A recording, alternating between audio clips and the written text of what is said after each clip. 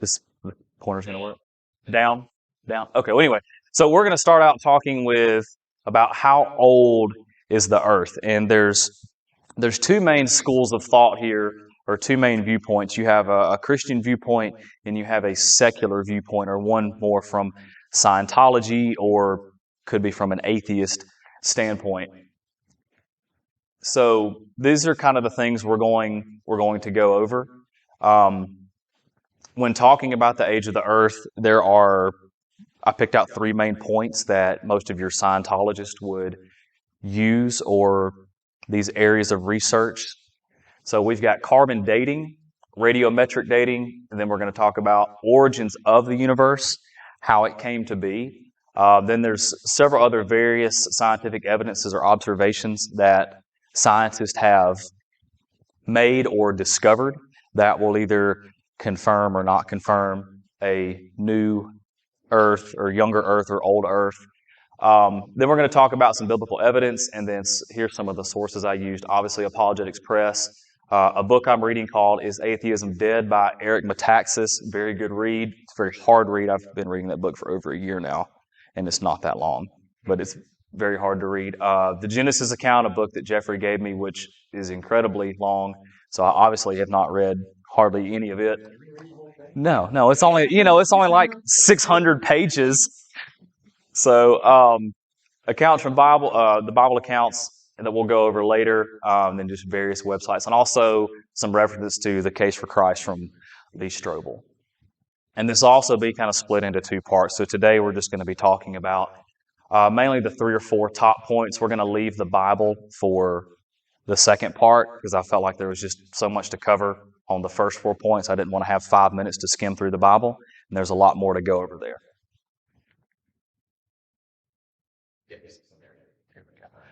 Okay, so we've got, like I said, the two schools of thought.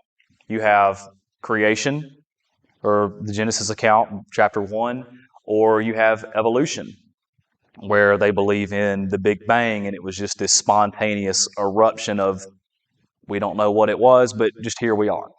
So Christians and non-Christians hold tight to the fact the Earth can't be billions of years old, and the universe can't be billions of years old for a number of reasons. So there's some problems with some of your various dating methods. We talked about, or we're going to talk about the carbon dating and the radiometric dating. Us as Christians, we accept and know God's word is the absolute truth.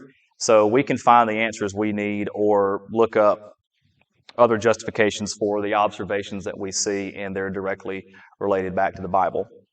So your evolutionists or your Scientologists, they believe the universe to be around 14 billion years old, and the Earth is somewhere around 4.5 billion years old.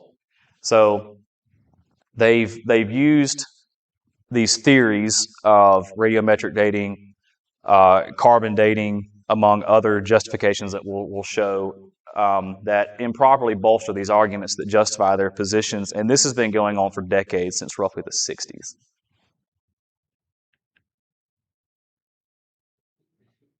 Okay, so carbon dating, it's a method where you can input a series of data points into a formula based on the decay rate of carbon-14, which is a radioactive carbon element that can be measured after the death or expiration of said test subject, and that will allow you to achieve an approximate age.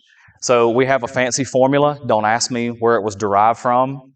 Just know that this is the formula for carbon dating. So you have C, which is a concentration of carbon-14 at the time that you're going to look at whatever a sample study is. So you found a fossil, you found a piece of wood, you found whatever your test subject is, and you observe a concentration of this carbon isotope at the time that you found it. So that's your C. C sub 0 is the concentration of carbon-14 at the time or assumed time that the sample expired or died. Letter E is the base of a natural logarithm, and that's multiplied exponentially by K, the decay rate, and T is time. So now we get to play with our whiteboard, and I'm going to attempt to explain to you exactly how this works and what this looks like. So if, let's see here. I'll get it locked down. Close enough. Okay. So, and if I lose you, just ask questions because I don't fully understand this myself. So, what we looked at was, that's fantastic. I think, is this the good one? Okay. So you have C equals C sub 0, what did I say it was, times E K T. So we have to figure out, let me go to the next slide if it tells me a little more information. Yeah, that way I know to explain it. Okay, we'll just leave it here for a second. So there's a thing called a half-life with carbon that everybody knows. You're going to know it now, but it's 5,000, you know this is 5,730 years is the half-life of carbon, which means every 5,730 years the observed amount of carbon you can find in the sample concentration decreases by half. So it's like an exponential decay, which is why we have that here. So we plug this in to find the decay rate first. So we use this sample, and let's just say we know C, because we have time, is going to equal to half, right? Because this is going to be our first sample. So we're going to have half is equal to C sub 0 E K, and we have T is 5,730. So this is where we're going to start. We're just going to assume that this is 1 here, or 100% would be 1.00, just because we don't know, so we're just going to pull a, since we have half here, we're going to assume that this is 100%. So the function to pull exponents out and produce a product in an equation, you use a natural log. So that's just ln, and you have to apply that to both sides of the equation. So you have a natural log times 1/2 equals, 1 times the natural log of E, which is 1, so that actually cancels, and that cancels now. And then you have K times 5,730. You divide, we'll just shorthand, you divide by T over here. So then if you take the natural log of 1/2 divided by time, you're left with negative 0.0000121 as a decay rate. So then we plug that back into this formula here. Everybody still following? Yeah. Okay.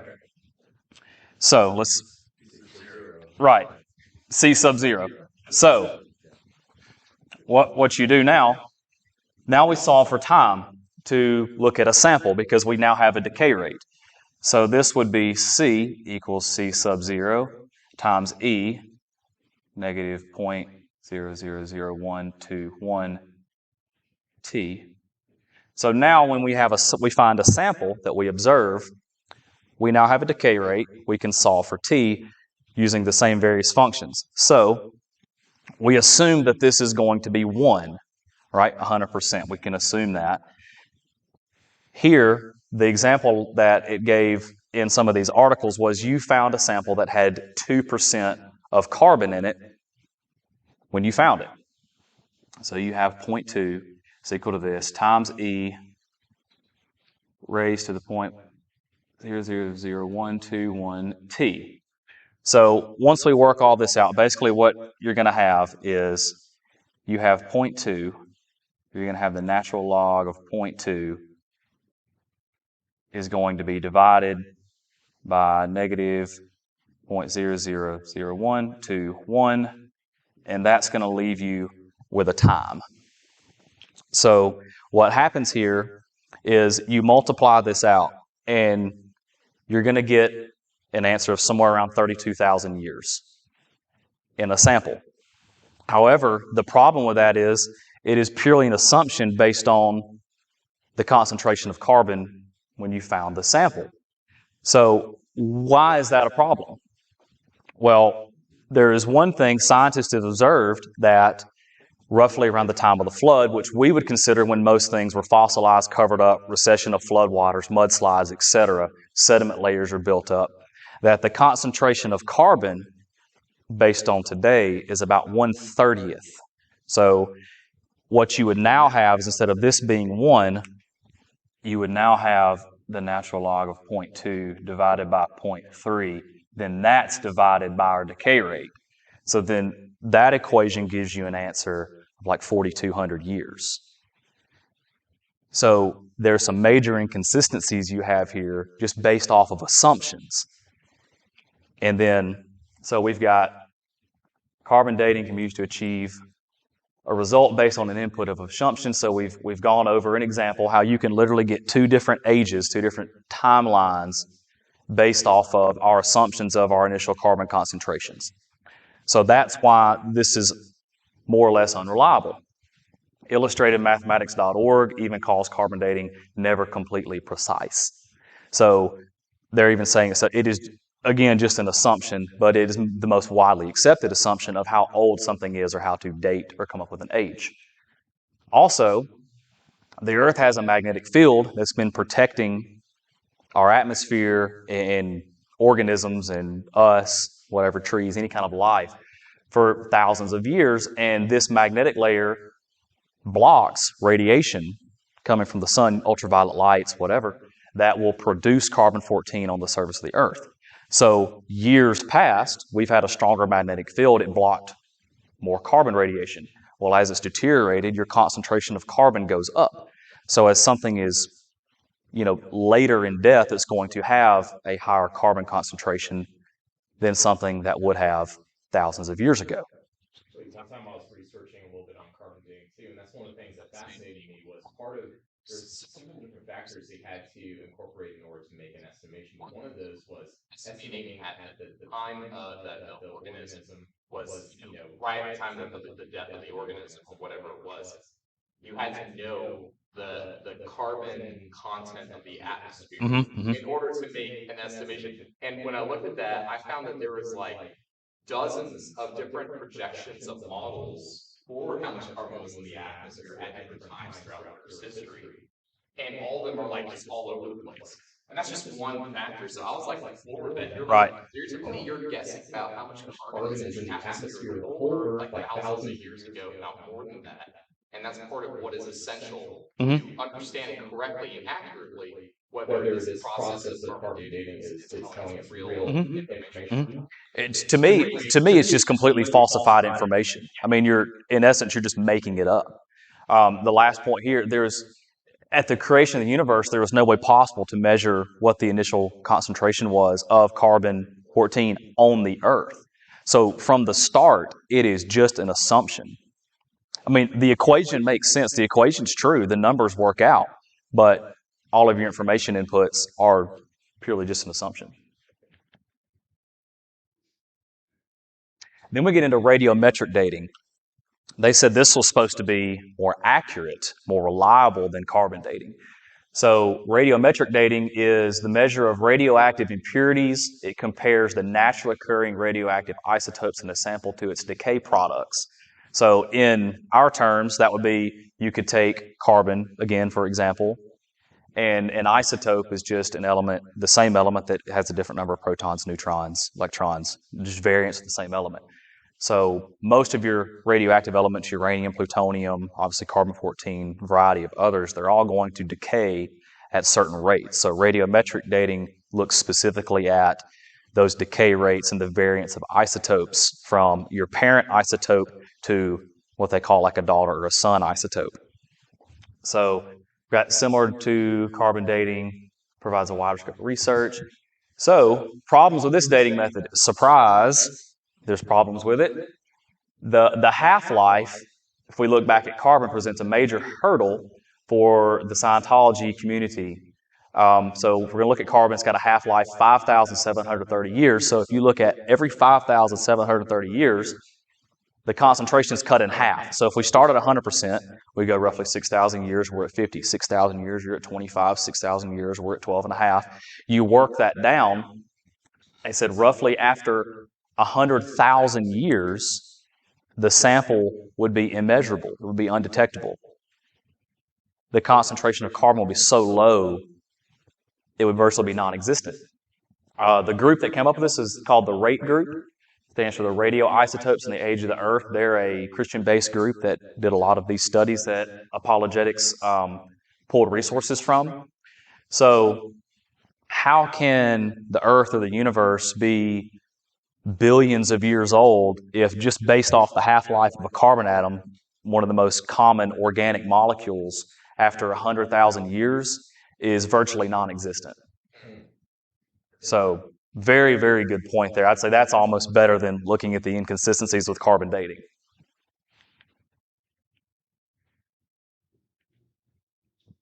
Another example that they talked about was coal versus diamonds. So both are made of carbon, right, under extreme pressure and heat below the Earth's surface.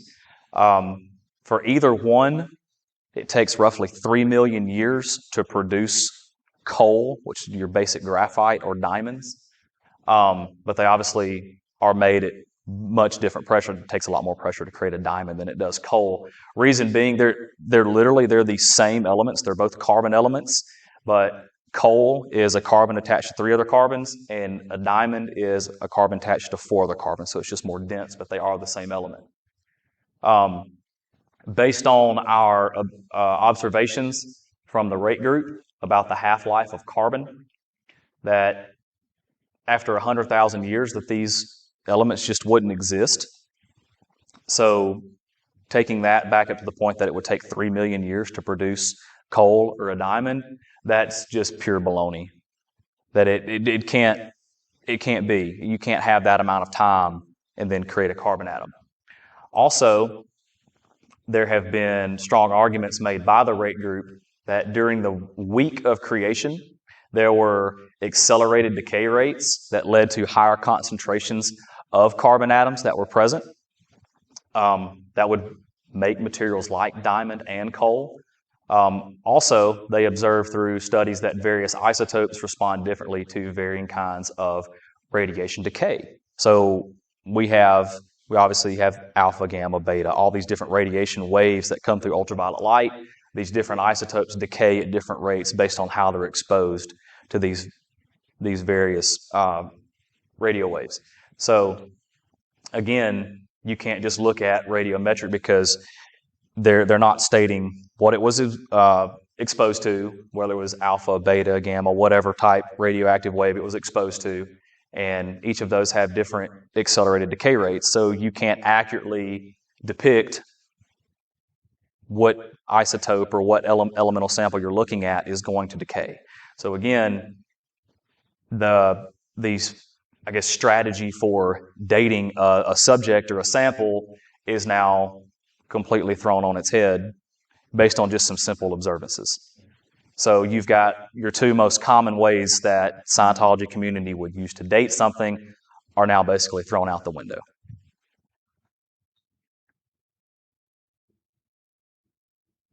Okay. Any questions so far? All of that halfway made sense because it didn't make a lot of sense to me, and I had to read it 4 or 5 times. I was pretty sure they put dribble on me in PowerPoint. Thank you. Yeah.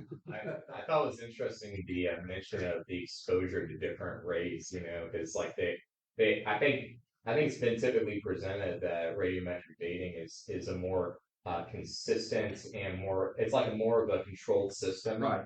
And it can't be as influenced by outside things, which always seemed like a sketchy thing to say to begin with. But when that's the first time I've heard about the different types of radiation. Well, it works in a vacuum. Right. The way that, or in a very controlled lab setting. Sure. It's the way that some of the articles I read explained it. But they all had disclaimers that if it was not in such a controlled environment, that your parent isotope would be contaminated and it would throw off your results of the entire study. Right. Which in nature, of course. Which in nature, every parent sample is going to be contaminated by something. You're not going to obtain a pure sample. So in a lab setting where you can control the environment, you could recreate it. Right. In nature, you can't recreate that. Yeah. Okay, so origins of the universe. We've got, obviously, the Big Bang. That's where the Scientology community hangs its hat. That's how we started, according to them. So I like the show, but it's not a good argument for how we started. There's a lot of overwhelming evidence against the Big Bang just based on astronomical evidence or astrological evidences. There's so much out there, and I didn't expand on what that is. Of course, we can go back and look at that later if you want. But atheists and Scientologists have been pressed to provide explanations for their belief of the Big Bang. You're going to love what they came up with. They coined the terms dark matter and dark energy as a way to bolster their positions or justify their theories. So what are dark matter and dark energy? Any takers? They don't know either. They don't know either. So I think it's supposed to explain the cosmological constant, why the universe continues to expand in spite of gravity, the existence of gravity. Right, which they can't explain. So they've created these terms, and they stated at the beginning of time that it would have taken 96% of the universe to be comprised of dark matter and dark energy to have a spontaneous event that would thus create the universe and the Earth and the planets and all the other stars and comets and solar dust and all these other components that go up into making galaxies and solar systems. So dark matter and dark energy are just, the only thing we know about them are just their names. They are unseen, unquantifiable, they can't be defined. So that would pose a pretty serious problem to the Big Bang Theory. Then there are a lot of other various fudge factors they've introduced throughout the past several decades to continue to justify their position. So without really going too far into the Big Bang or even looking at it from a creation standpoint, that theory really can't even stand on its own whatsoever.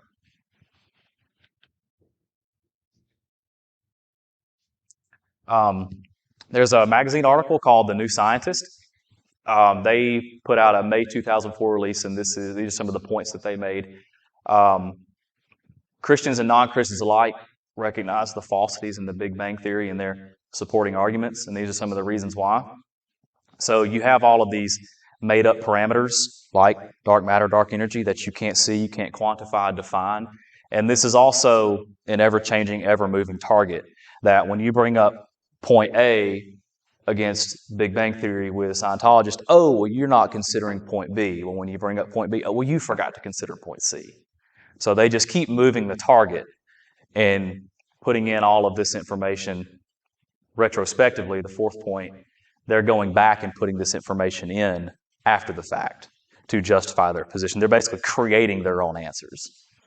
So that obviously puts the validity of the Big Bang Theory. Wow, I spelled serious wrong.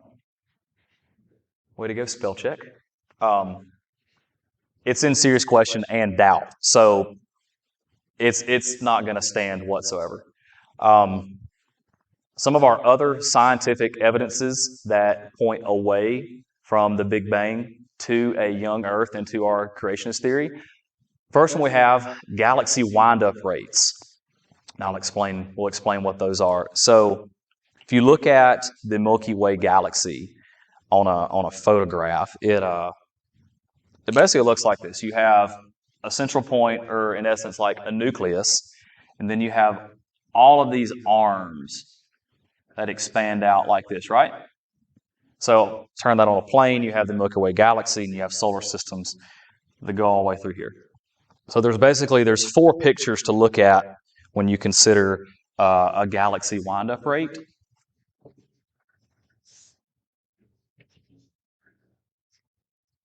So if we look at, we'll say figure A, we'll have B, C, and D. So A and D are going to look similar. They're just going to be stars, planets, dust, cosmic dense areas, whatnot.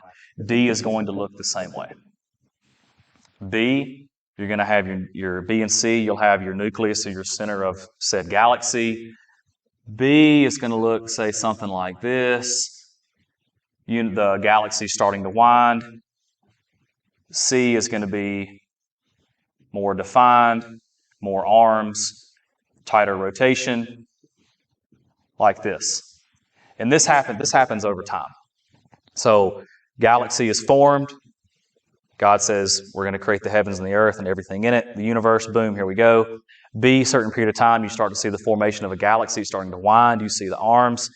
C, tighter rotation. There's more dense areas. There's more, traffic.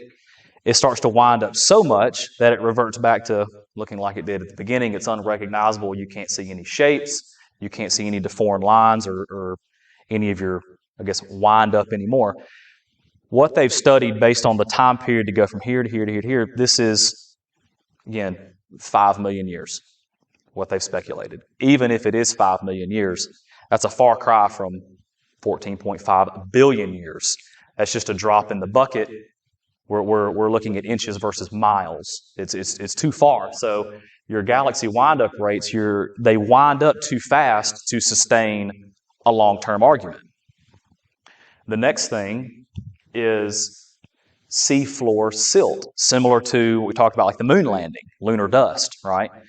So based on the depth from the seafloor, from, say, silt sand down to hard-packed Earth's crust, it's not deep enough for the Earth to be billions of years old based on erosion rates and literal landmass decay that you see going into the ocean floor. I didn't look up how thick. I know it varies in different areas, but nonetheless, if the Earth was 4.5 billion years old based on our current erosion rates, I mean, there would be no land left.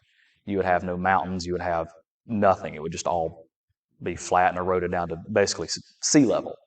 So when scientists have looked at that, or they've excavated or looked at the depth of the seafloor, we can't conclude that the Earth is billions of years old based on how deep the seafloor silt is.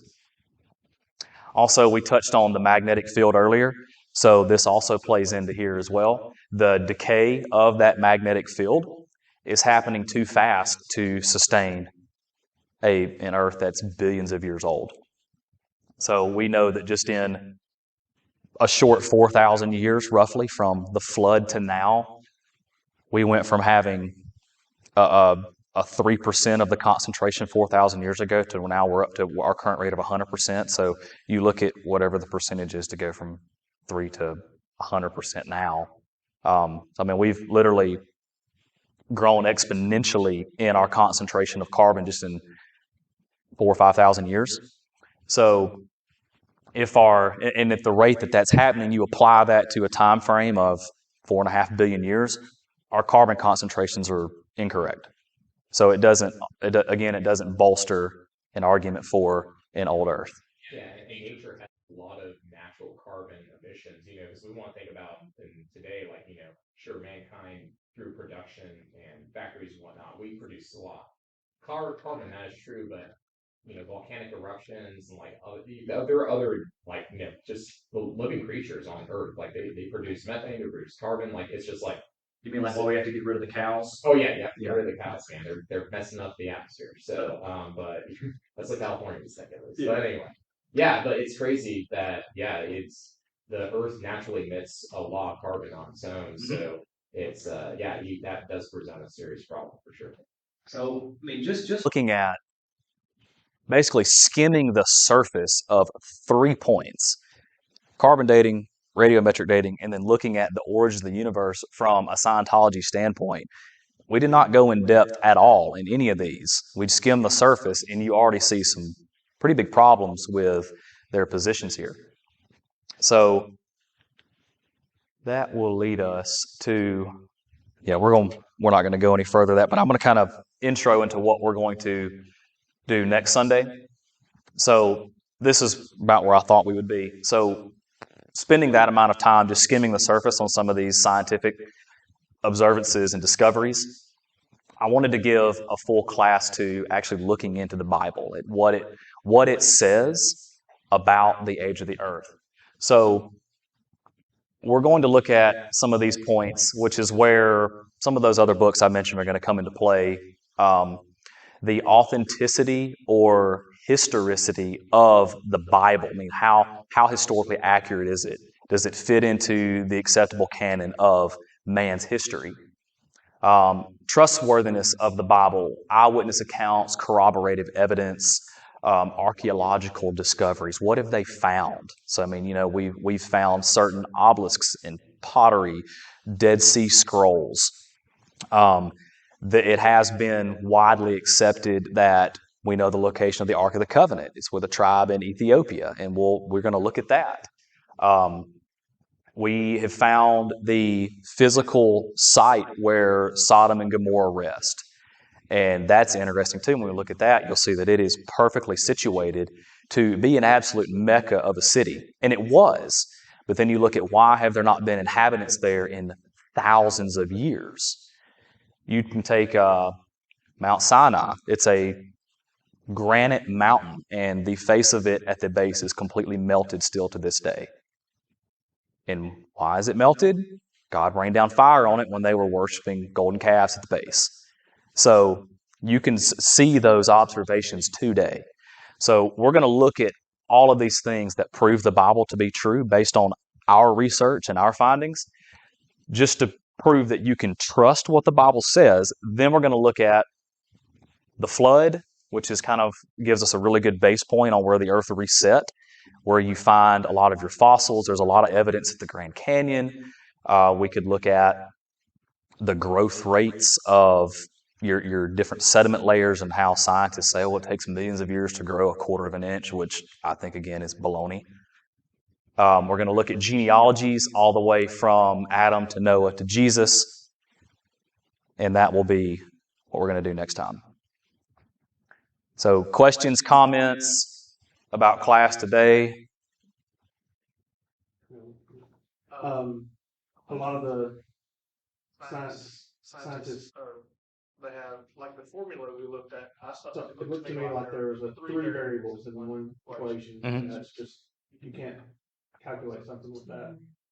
And just the starting point for all of the stuff that we talk about is, okay, of course there's no God. That's our starting point. Mm-hmm. And then you got to go from there, and you got to make up all this stuff to come to that conclusion. Mm-hmm. Because that we can't accept that to not be true. Right. That's our number one known. Mm-hmm. And they just It's the retrospective implementation of data points or theories or information. It's we're set out. We're going to set out to prove right here that God is not inside this box. Now, what all do we need to tell you to prove that? And they're just coming up with a list of A through Z that circle back to here, but none of them make sense or none of them add up. It's called backward rationalizing. It's when you start off from a point and then you try to work backwards to rationalize it. And but if a true search for truth and knowledge comes from gathering in data and trying to go in the direction of what it's pointing you and doing your best to understand what the information you gather tells you, to not start with the conclusions. And that's as Brian was pointing out, that is kind of the problem, is that if you're backwards rationalizing theories and ideas, then you're doing something that's the exact opposite of what science is supposed to do in the first place. And making it, clear, these are potential inconsistencies of our findings. These is where it could go wrong. What I see is, say this answer is, say 100, and we have 50 data points to enter to get to 100, and every time we change one, it messes up another one. So then you have to go back and fix it, rather than looking at your 50 data points and seeing what the actual answer is. So it's, again, the same thing we talked about, are Christianity and science compatible? And we know that, in fact, Christianity led to science, and that's why, because you're looking to see what the answer is. You're not looking at a foregone conclusion trying to work backwards. Yes. I mean, you really, you were the one coming up with oh, I'm going to input this and this and this. Right, which it leads to. Again, your hypothesis, your scientific method, they don't follow a scientific method today, which we've seen. So it's very interesting to see why that even is still a thing in the Scientology community. And what it boils down to is it is a pride thing in being accepted in that scientific community. We have, beat our chest from the mountaintops. I don't believe in God. He's not real, to the point you can't back up from that position now without being discredited. And some of these men, they're very smart men. It's actually said that, a lot of these men believe, even today, they believe in God. They are huge Christians, but they can't come out and say that in the scientific community or they'll be discredited. Thing, you can't have all these different theories on other things and like, well, I actually don't even know how the Earth got here at all. Mhm. So like they had to come up with something. I mean, that's a huge gap. You can't say like, oh, listen to me on all these subjects, but I don't even know how the world got here. You know, it's still a mystery to me. And then if you're going to exclude God out of it, then of course you've got to really jump through some hoops to come up with something. You know. So I mean, I think it makes sense why it's the way that it is. Yeah, also, I mean, some of these theories are a couple hundred years old, and they want to, there's so much that's been invested in them, they don't want to let go, and not admitting to the fact that it's like, it's like there's not even a coherent explanation in several things that you pointed out. Like if you talk about the Big Bang Theory, there are data points that make it an incoherent explanation. Like there are several data points when it comes to estimating the age of the Earth that make it it's like even in theory, if everything you were saying was true, your explanation is not consistent alone. That's just an explanation. Right. And it's like if your explanation is not consistent, and the next step would be coming up with having the data back up every single step, then I mean, if you can't even get that explanation right and doesn't have the necessary explanatory power, then it's like you've already lost. And at that point, you have to reject the theory. But the problem is, even though there's an inconsistent explanation in a lot of these theories, they hold on to them because they believe that's the best that they can do, and that's the best there is. So we'll just give it passes, essentially. Right. It's like its own religion because It it's is. like, It hey, actually is. Yeah, it's The because fact they don't believe in God and they're so stubborn to want to believe in Him that even if their theories or their ideas don't make sense to them, they make the best sense. So that's why they stick with them. So well, that's a lot of times where people they don't feel like they can say they don't have an answer. Like, oh, this is it. Okay, that's it. yeah, That's you it. just need to believe this because it's all we have. Well, these people are so keen on everything else can evolve, but their theories can't. They're so different. They're Right. 200-year-old white theories, like that can't change. Yeah, they give they'll criticize with intensity and detail everything else, but with their own theories, they will give them they'll analyze them by two different criteria and give them all kinds of passes. Yeah, it is sad. Well, anyway, thank y'all for letting me teach. You're very welcome. Yeah, you're very welcome. Yeah, it's been like a year since I've taught a class. So knock the rust off. Okay, we'll pray it out and we'll leave. Father, thank you for allowing us to come here and just study what the scientific community has to say. We thank you for the brave men that continue and women that continue to stand up for you in the field of apologetics and science and prove that your creation and science go hand in hand. And we pray that hearts will be softened and eyes will be open to that viewpoint and will lead more people to you. We pray that as we leave out from this church that we would take a lesson or two from what we've heard today and apply that to our everyday lives, make a difference in somebody's life. Father, we pray that we would be safe on the 4th and bring us back next week. And all this we pray in your Son's name. Amen.